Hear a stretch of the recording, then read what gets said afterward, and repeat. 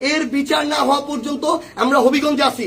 যদি পারে আমাদেরকে মেরে ফেলবে, এখান থেকে প্রয়োজনে আমাদের লাশ যাবে, কিন্তু এর বিচার, এর জবাব তারেক রহমানকে দিতে হবে।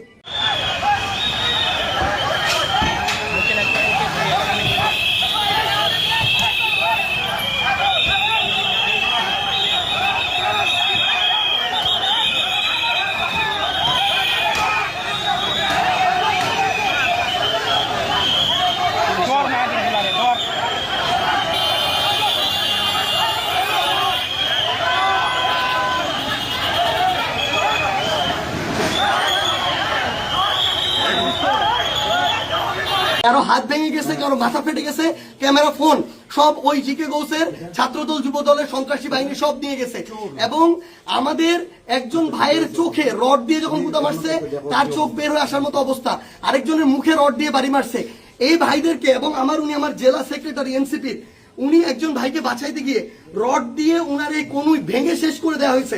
আপনারা একটু কাছে নিয়ে আসেন, আপনারা যদি দেখেন যে এখানে উনার হাতটার কি অবস্থা হয়েছে, এই জায়গায় মানে এটা ধরার মতো কোনো অবস্থা নেই। এখানে মাথায় এই যে রড দিয়ে প্রত্যেকটা জায়গায় বাড়ি মারছে।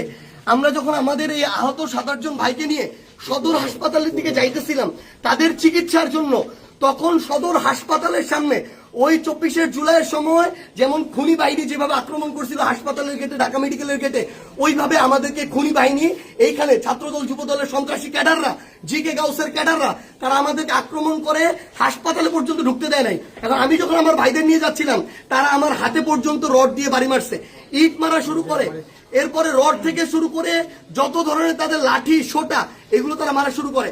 এবং ওইখানে আমাদের ছাত্র শক্তি, যুব শক্তির, এনসিপি অনেক ভাইকে তারা ওইখানে মানে ওই সবার সামনে ওইখানে পিটায়। এবং আমরা এখানে পুলিশ দেখলাম, আমাদের সামনে থাকা তো দূরের কথা, আমাদের সাথে থাকা তো দূরের কথা, এত বড় হামলার পরে তারা পিছনে দাঁড়ায় দাঁড়ায় নাটক দেখতেছে। এই ছিল অবস্থা। এই যদি হয় বাংলাদেশের অবস্থা, তাহলে তারেক রহমানকে জবাব দিতে হবে। এটা কি তারেক রহমানের সন্ত্রাসী বাহিনী, যেই বাহিনী মানুষের উপরে এইভাবে শুধুমাত্র দ্বিমত করার কারণে, সমালোচনা করার কারণে এভাবে আক্রমণ করতেছে? সালাউদ্দিন আহমেদকে জবাব দিতে হবে।